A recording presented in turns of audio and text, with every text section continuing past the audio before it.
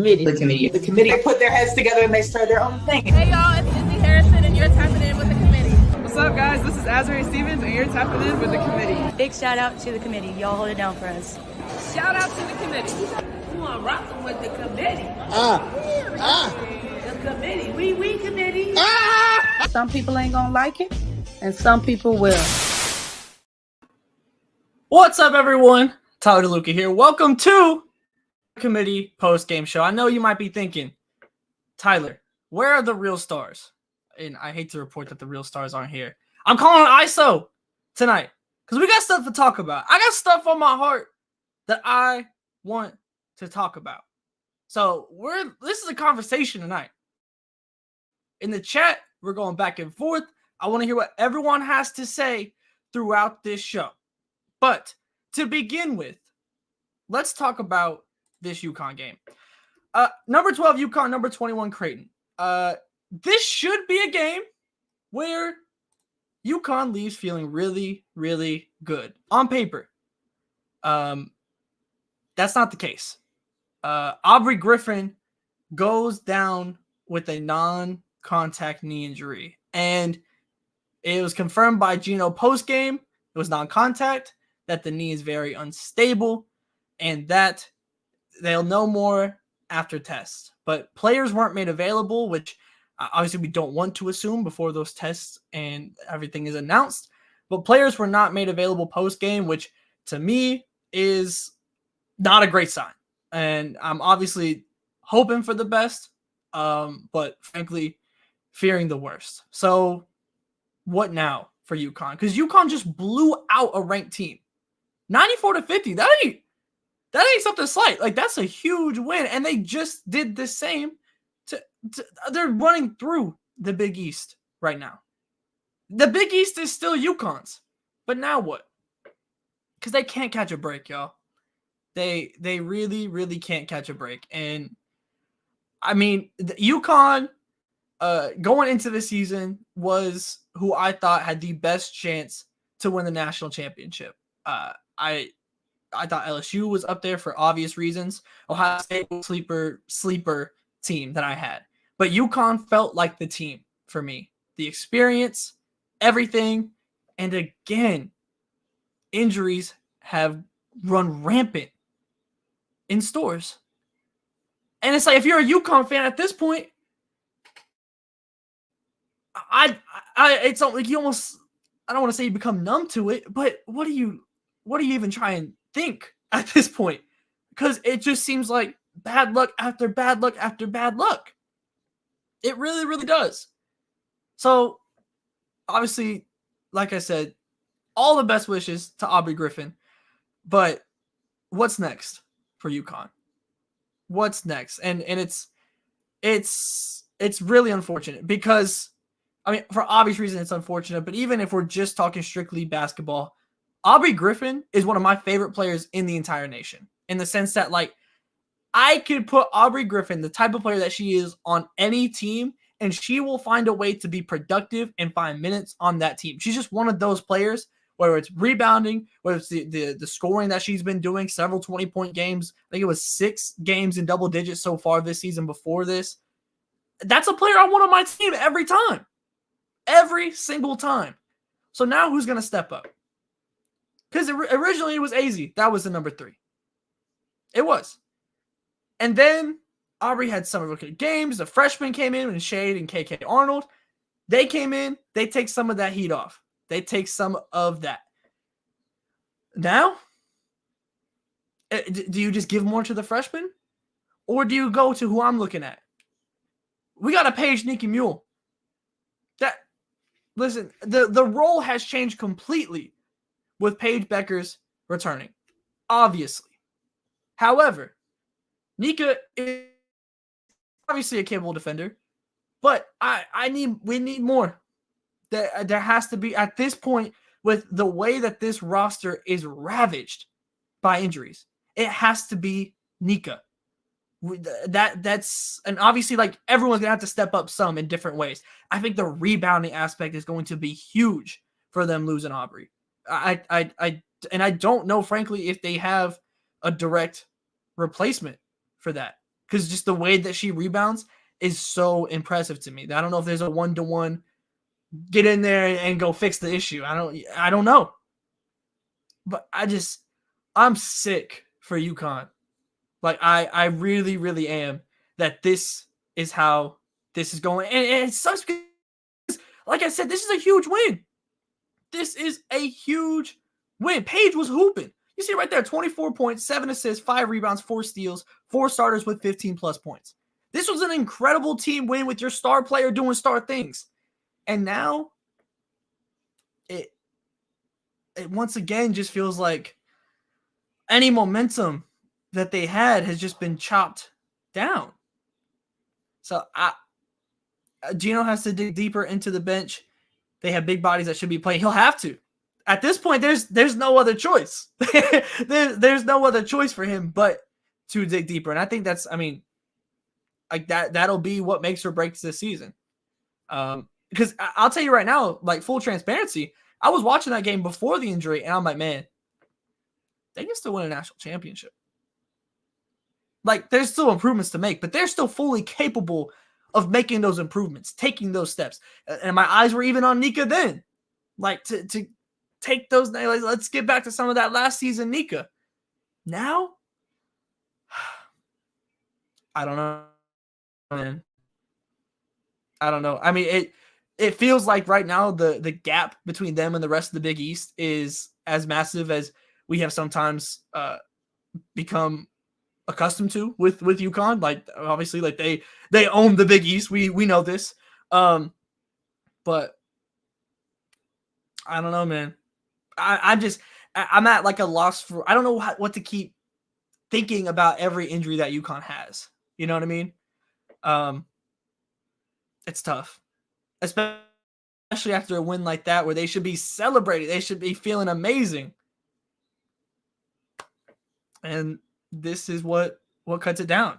I will say, though, the positives is that the freshmen in the starting lineup, Shea and Arnold, are producing and doing exactly what I feel like they need to.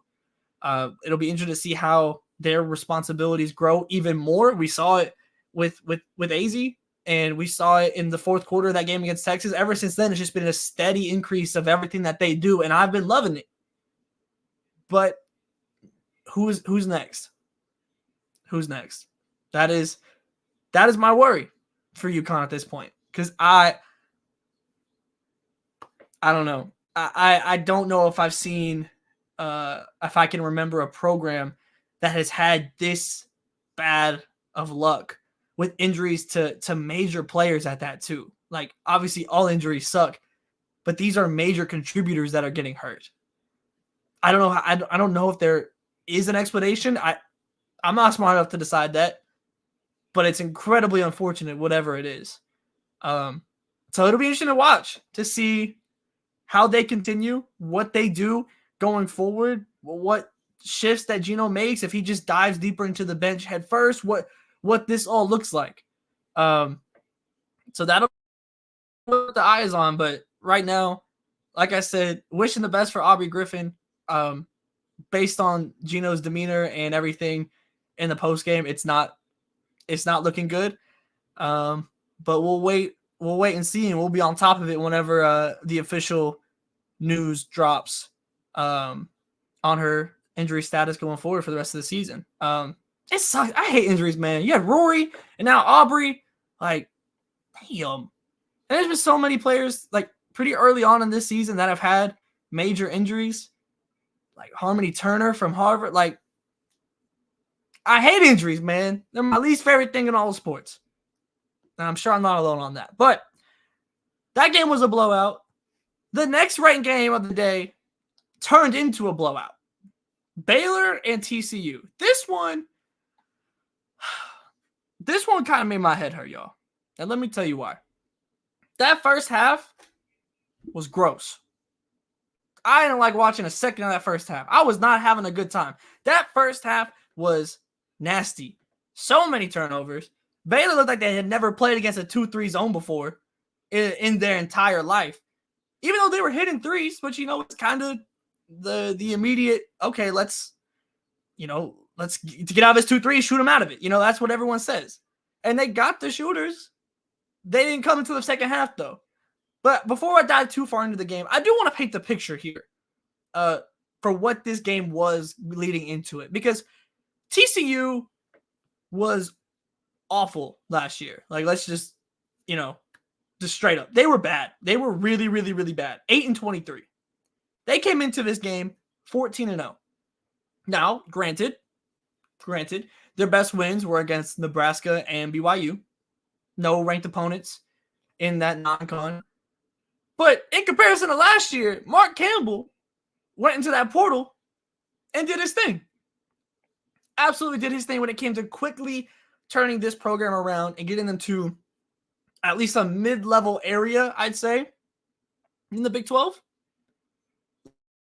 Like, compared to last, that's a whole lot of improvement. But, man, they got a long way to go. And that's okay. Like, this is like, let me preface any criticism that I have of this game. Let me preface this by saying this is still a whole lot better than last year. However,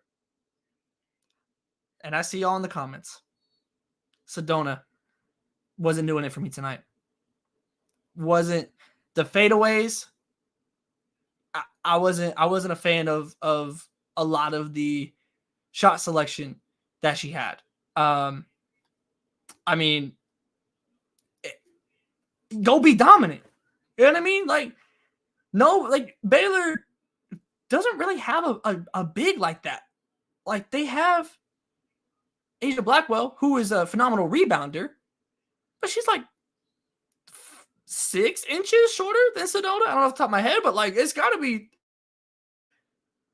There's no reason Sedona should be shooting the amount of post fadeaways that she was shooting. There's just, I didn't frankly understand that at all. And I mean, like you said here, Lillian, the turnovers, it was bad. In the first half, both teams were struggling with that. It was nasty offensive basketball in that first half. Like, that was not a game that I was like, yeah, this is good stuff right here. I'm really enjoying my time watching this game. No. Not at all. Not at all. But second half comes around. Oh, Lord, did that second half come around.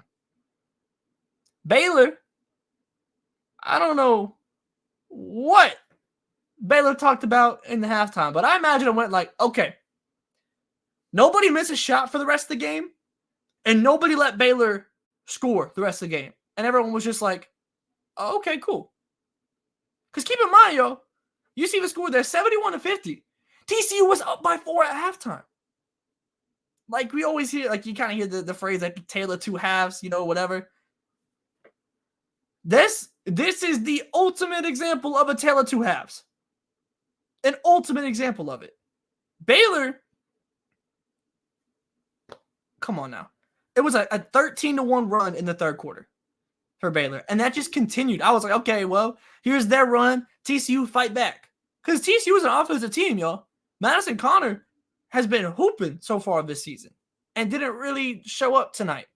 Sedona got 20, but did it on 9-21 and should have had, 30 at least, in my opinion. And then Baylor was just like, hey, don't worry. We got it, y'all. We got it. Because they got the ball moving in that third quarter. And then the corners, when the corner threes started falling, the zone was busted. It was wraps. Like, it was absolutely done right there. And nobody was more important to that 3-point shooting and busting that zone than Bella Fauntleroy for Baylor. She was on one from deep. Like, that clip from Bad Boys where it's like, from now on, that's how you shoot. Bella Fauntleroy. From now on, that's how you shoot. 8 or 9, 5 or 6 from deep. Bella Fauntleroy. From now on, that's how you shoot. Come on now. She won that game. She was the reason they won that game. She started everything for them on the offensive end when it came to the momentum of breaking through that 2-3. She was huge. And I'm not going to lie. Do I think Baylor is the number 6 team in the nation? I don't think so. There's something's missing for me. I don't know if it's big. I can't exactly pinpoint it. However, on nights where they're struggling, it's interesting how they proceed because they are a team. They don't have a star player. They have several people averaging double figures in scoring. They don't have what I would consider a go-to player. They go to the hot hand. Now, someone's hand's got to get hot or it could be trouble. But tonight, they got the ball to Fauntleroy over and over. And I really appreciated that in what it is that Baylor does. So ultimately, it was looking scary there for a minute. I think Baylor is a good team. I don't know if they're great. I'm still not all the way in on Baylor. I'm not gonna lie to y'all. I'm not all the way in on Baylor.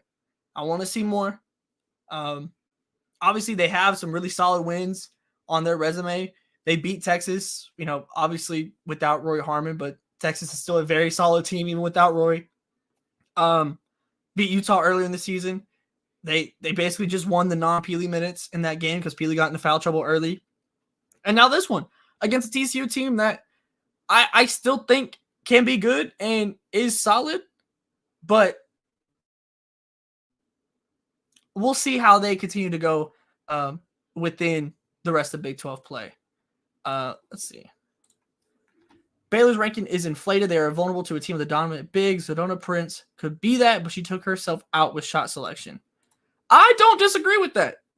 I don't. And let me tell you right now, the game I got circled for Baylor is K-State. Because let me see what you do against Ayoka Lee. That is the one that I'm like,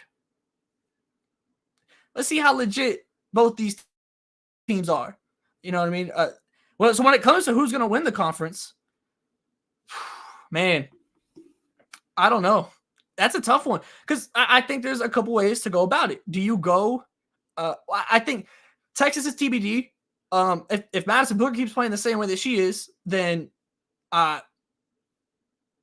there's no reason that I think Texas is still an Elite Eight team right now. I thought that they were a national championship contender with Roy Harmon. I thought they were an incredibly complete team. They were probably the third in my rankings. I have to look off the top of my head, but up there, they were a Final Four team to me, no doubt. Anything less than that would have been a disappointment. Now without Rory, they got some stuff to figure out. And frankly, to all the questions that Rory going down may have posed, Madison Booker might just be the answer to all of them. Damn near. Because she's incredible.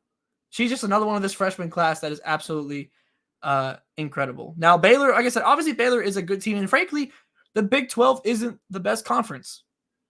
You're not talking about the Pac-12 here. I don't think you have to be a Final Four team to win this conference. And right now with Texas, with Rory going down, I don't know. If you were to ask me right now in this second, obviously things can change, but I don't think the Big 12 is the Final Four team right now. And because of that, it's kind of hard to call the conference. I think K-State has a really, really good chance to make some stuff shake, though. Obviously, Ayoka Lee is incredible. We know about that. But if Gabby Gregory can get stuff rolling a little bit more like to last season, and you can mix what you had last season into what you have with Ayoka Lee, they have no excuse to not be the best team in the Big 12. Obviously, that's easier said than done to get everybody rolling at the same time. But with the perimeter play and the perimeter development that they had last season without Ayoka in the lineup, I think that K-State can win the Big 12. Now, obviously, this isn't I just completely out on Baylor. I still think Baylor is a good team. I just don't think they're number 6 in the nation. And they very well could win the Big 12. I would not, right now, they're still the favorite in the Big 12 to me. But I don't see a Final Four team. I think K-State, Texas, and Baylor they're all in that same top tier. There's not one team that really sticks out far and above any of the other three within that. Let's see. Baylor's physicality will break K-State apart, much like TCU. Ayoka Lee will play better than Prince, but if the shooters have an off night, they cook. Yeah, that's my worry with K-State. Ayoka's gonna get hers. I'm not worried about Ayoka. I'm worried about the perimeter play. And that's why I'm saying it all comes down to if they can bring it all together. They're a good team right now. They have the potential to be great. And it's going to come down to their perimeter play, getting everything together all at once. And that's yet to fully be seen to the potential that it has in comparison to what some of those perimeter players were doing last season. Let's see here. Madison Booker is only going to get better as the season goes on. Yo, Madison Booker is going to be a starter in the WNBA. I completely agree. She's only going to get better. I mean, that's guard skills and a forward body. Man, that's a dream WNBA player right there, y'all. She's one of them ones. Just another one in this freshman class, but she's one of them ones. But yeah, I mean, Baylor did what they had to do in that second half, and it was shaky. The first half was nasty basketball. It was not pretty. It was not. There's just no real other way to put it. A lot of turnovers. But Baylor turned it up and TCU didn't. And that's the difference between the tiers of teams, is being able to, all right, tonight's been awful so far. What are we going to do about it? TCU didn't have an answer to that question. Baylor absolutely did. They had every answer to that question. So I think that kind of showed the difference between these teams. And we'll have to see if TCU can kind of piece it together offensively against these higher quality opponents, frankly, in comparison to what they've played so far in non-con and then against BYU. So it'll be interesting to watch the Big 12. Like you said, I thought it was Texas to lose. Rory goes down. There's some questions to be answered across the conference. And it'll be interesting to see what teams kind of step up. Because also don't sleep on West Virginia, y'all. Don't sleep on West Virginia. They're still undefeated. They're up towards the top of the top 25. That's a team that can knock some people off. Like that can really just kind of under the radar do some damage this year in the Big 12. So that's another team I'm keeping my eye on. But that's pretty much all I got on this game. But there's been some stuff going around the women's basketball sphere around Caitlin Clark.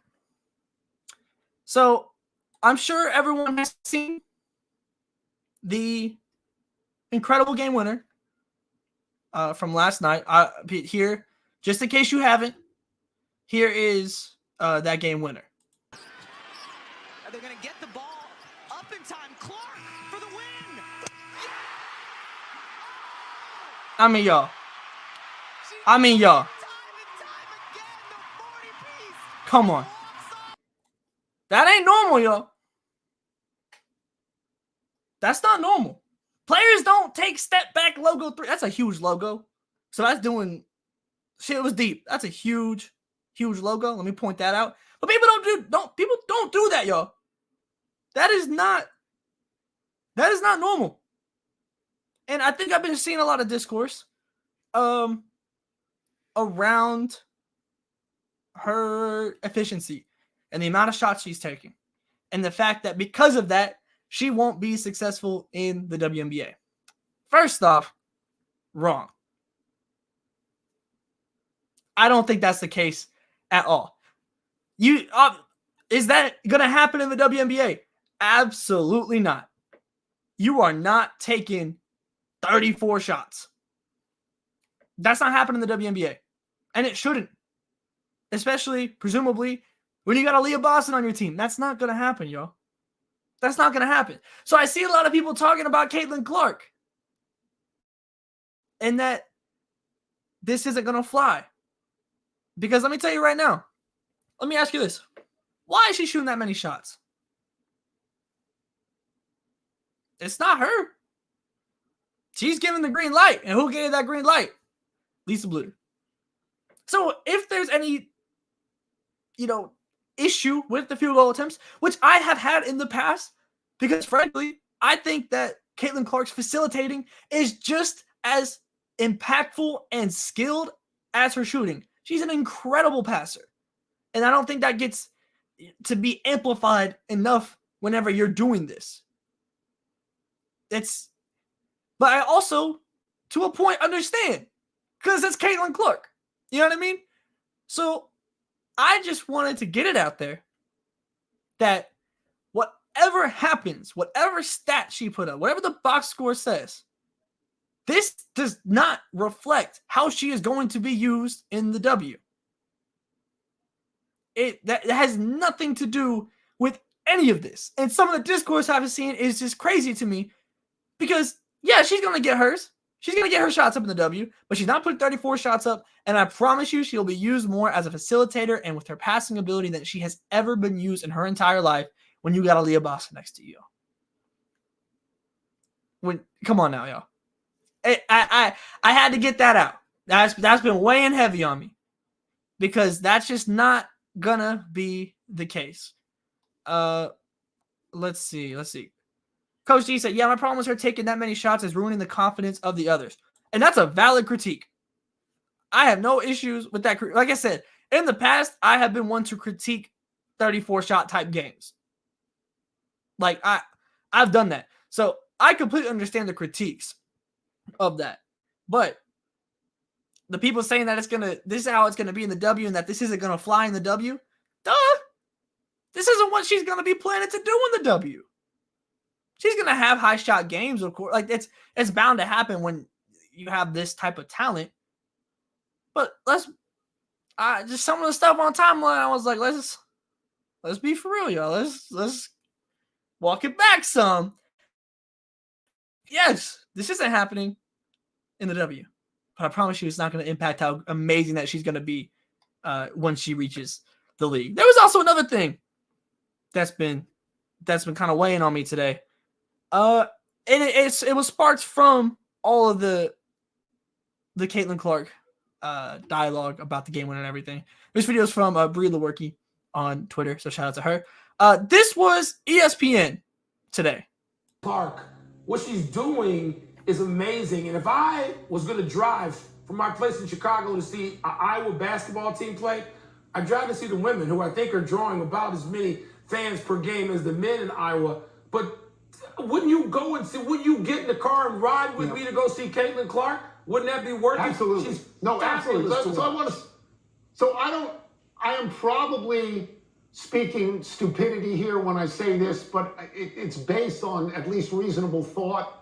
I think she should apply for a graduate year and play again. Because the pay cut she's going to have to take to go to the WNBA compared with the NIL money. Like, you're right. She fills that gym. I mean, her money is worth it and must be fabulous. And the WNBA can't give her that kind of money. She and Angel Reese are must-see in person or... I can't listen to it anymore. Okay, can we establish a new rule, everybody? Can we all just establish a new rule?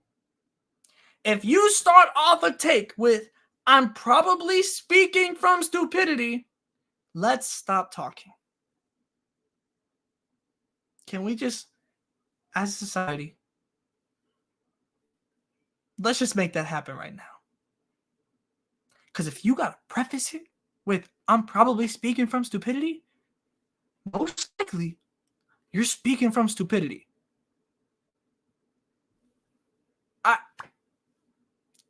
First thought, like, sorry from the beginning, like the drawing, I think they're drawing around or more than the men. They are. Correct. They are drawing more than the men. Correct. Mm-hmm. You can stand on that one. Now, I would just want to make a public service announcement. NIL stands for name, image, and likeness. Now, I know the WNBA CBA is confusing. And there's some stuff in there that I don't understand why it's in there. However, at no point in the WNBA CBA is there something saying that you lose your name, your image, or your likeness. So where do they think these deals are going? Like, I understand that these are not people that obviously talk on the W very often. But, like, logically, why would you even think that? Like, why would you think that's the case? That doesn't make sense to me. Like they brought up Angel Reese too. Logistically in your brain. Why is there not a pause being like, wait, that doesn't make sense? What are we doing here? So like I said, if you have to preface something with, I'm probably speaking from stupidity, leave it be. Keep your mouth shut. But come on now, y'all. I want to say we got to be better, but like, I mean, we know that already. We've been known that this is the same problems we continue to have. And as the game grows, these problems are going to continue to come up, and I'm going to get pissed every time. I know I'm not alone in that, but I had to say something about it because let's just be for real. All right, let me look through some of these comments real quick. Right here. Listen, that block, yo, I don't have that video. But the block, if y'all haven't seen that video of the block, I'm sure most everyone was watching that game. That might be a block of the year contender. It could have been a foul before the block, but they didn't call it, so it counts as a damn. It counts as a damn block because that was tough. She all the way back and smacked that ball. That was tough. It really, really was. At this point, CC's growing her legend. She'll never have to buy another drink at a bar in the Midwest again. Oh, yeah. Going from Iowa to Indiana is staying on brand. First off, great for the brand. Like, you know, so, I mean, that couldn't have really worked out much better for her on top of, you know, just like the fit. It literally is a match made in heaven between the Fever and Caitlin Clark. There was 2 fouls before the block. Nah, listen, the foul calls, hands up, they were wild. They were wild. There were some bad fouls. That shooting foul, kind of crazy. But the block, listen, man, I ain't the one with the whistle. I just be talking basketball and making highlights. That's all I be doing. So listen, don't put the whistle in my hands. I'd probably be just as bad. The shooting foul on the dribble. Hey, guess what? Let's look at that. Because, come on. This is from Apalm is the Napalm on Twitter. Shout out to them for clipping this. I got nothing, y'all. Like, I understand the outrage on this one. Like, the ball is clearly on the ground going for a dribble. Listen, their coach better than me. Yeah, I would have taken this to hell. I'm not gonna lie to y'all. It would have got nasty. It would have got nasty. I got nothing for that foul call, y'all. I really don't. Like, it obviously led to an incredible moment with that game winner. So like, but like as a neutral, I can appreciate that game winner and like the insaneness of that while also being like, that call made no sense, y'all. It really didn't. Hold on. Let's go look at Lisa Bluter in the background. Let's see. Oh yeah, she was. Oh wait, hold on. Wait, we gotta get to this other angle. She looked like something. Like she was scared, like something violently happened. It was a tough foul. Don't get me wrong. But like the way she like had her hands like this, like I was a lot. But I would have been doing the same. I would have been dramatic. It's either coach. I would have been so dramatic. Like I would have been acting a fool. I'm not gonna lie. Yeah, the game winner was insane, but the foul changed the game. Oh yeah, absolutely. There's no, both things can absolutely be true on that. But I just needed to get all that off about Caitlin Clark because I understand the concerns and the viability of this long term for this season for Iowa. However, Caitlin Clark, and I don't know how instant it's going to be. She might come out hot in the W. It might take 3 years. with to find her footing, more like Kelsey Plum, taking a little bit to really get that.